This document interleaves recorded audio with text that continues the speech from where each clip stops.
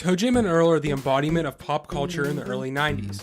The way they look, talk, as well as the style of music in the game, all invoke a sort of 90s nostalgia that's not present in a lot of games from that era. Now while there's some pretty cool dudes, is the game gnarly as well? Toejam and Earl were created by game developer Greg Johnson. He was inspired by early PC game Rogue, which is a dungeon crawling game that helped popularize the roguelike genre. Greg had worked on sci-fi role-playing game Starflight and its sequel, but after development was finished on Starflight 2, he began to develop his ideas while on a beach in Hawaii. Soon after, he met programmer Mark Vorsanger, and they formed Johnson Vorsanger Productions. Development of the game began shortly after.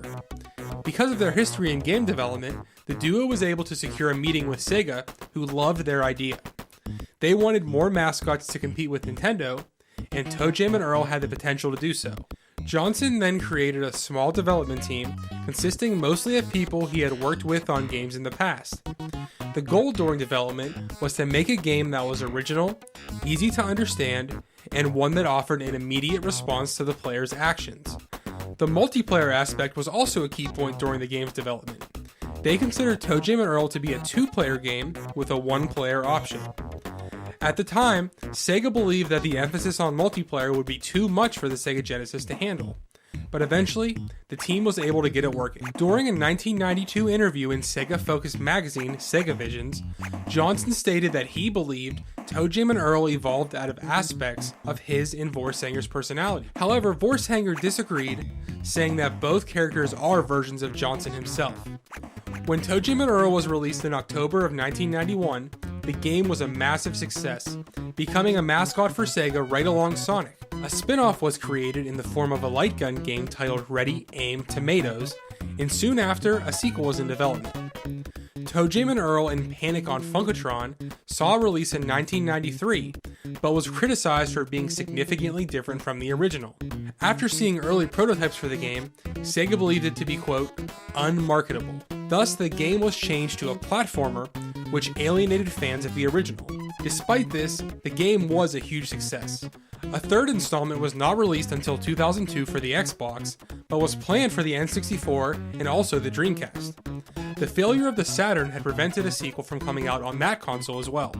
Toejam and Earl 3, Mission to Earth, was a critical and commercial failure, signifying what seemed like the end for Toejam and Earl, until, in 2015, when a Kickstarter was announced by Johnson and was funded shortly thereafter. Toejam and Earl, Back in the Groove, is set to release in 2017 for the PC and Nintendo Switch.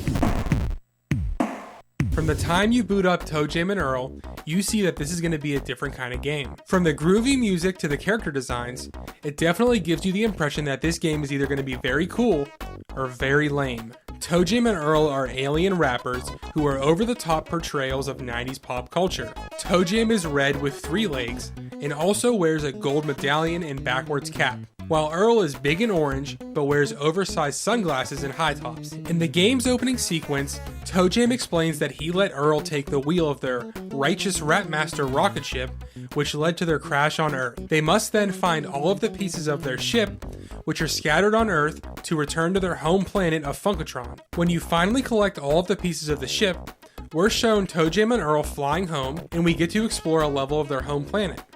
There are no enemies here, you just get to meet their friends and family. The enemies scattered throughout Earth are also seen as a satire of daily life on Earth. Examples include a crazy woman with a shopping cart, fat bald guys on lawnmowers, and dentists, just to name a few. All nostalgia aside, the game's style really holds up. It feels like a time capsule from a different era, and its goofy sense of humor is placed in the forefront. This game knew what it wanted to be, and it's better for it. The game does lack, though, in the graphics department. Most areas in the game look exactly the same, and it's not exactly pushing the Genesis to its limits by any means. While the decision to focus on its absurd comedic style does help, this game is not one remembered for its good graphics. The music, on the other hand, is where the game really shines. While there's not very many songs, the ones that are there are so goddamn catchy that it can really up the mood whenever you're getting frustrated during the game's later sections. It's just so damn groovy, from its slick bass lines to its hip record scratches. Toejam and Earl can best be described as a roguelike. It's from a 2D isometric perspective, and as far as gameplay goes, it's pretty straightforward. Explore the map to find the next ship piece, if there is one, and get to the elevator to reach the next area. What makes this difficult is that every level is randomly generated. When starting a level, the game tells you if there's a ship piece there, but other than that, you just need to explore. Find 10 pieces and the game's over, but it's just not that easy. Because of the random aspect to it, you'll find yourself playing multiple levels in a row with no piece, and this can get very frustrating. There is another mode which is much more straightforward. You'll find yourself playing through 10 levels with a ship piece every level, but this mode is not what the game is known for, and not what most people remember. Throughout each level, you'll find enemies, but to fight them, you'll need to pick up presents. Presents contain power-ups that may be good or bad. The kicker here is that you don't know what they are until you open them. Once you open a present though, it's identified the next time you see it. So you would think this makes the game easier as you go on, right? Well, guess what? There's also an item called a randomizer, which resets the identity of all presents. These become more frequent the more presents that you open. Presents can include things like spring shoes to make you jump higher, wings that make you fly, and the one that gave us the most trouble, rocket skates. If you're not prepared when you use them, you'll go flying right off the level. Bad presents are things like a rain cloud which continues to shock you, or a school book which makes you fall asleep. Regardless, you'll have to open presents to play the game, and overall the mechanics aren't too bad. The enemies start out easy, but become a pain in the ass by the end. As with many procedurally generated games, the difficulty ramps up as you get farther through the game. This became so hard for us at points that if we weren't reviewing it, we would have just quit.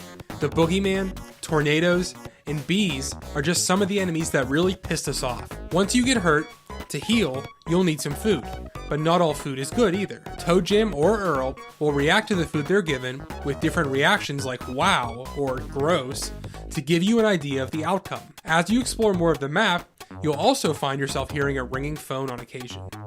When you hear it, you can pick it up to reveal more of the map. While this gameplay loop is fun at first, especially if you're playing with someone else, towards the end, the difficulty ramps up to the point where it's just not fun anymore. There's no save feature, so if you get a game over, it's right back to the beginning. The other main problem with this game that begins to stick out is that it's insanely repetitive. As I mentioned earlier, the levels mostly look the same minus a few variants, and it all just begins to blend together. The repetitive nature and look of the game, combined with its extreme difficulty, can make the latter parts of the game a chore, and chores aren't groovy.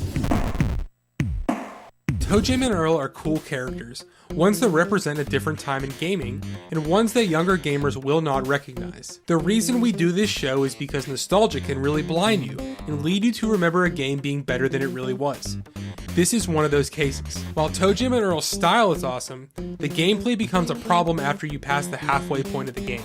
It may seem like I'm being negative here, but I genuinely like the characters and the theme of the game. But that alone can't sustain an entire game. There's a reason why Toejam and Earl went away, and that reason is that this game does not hold up.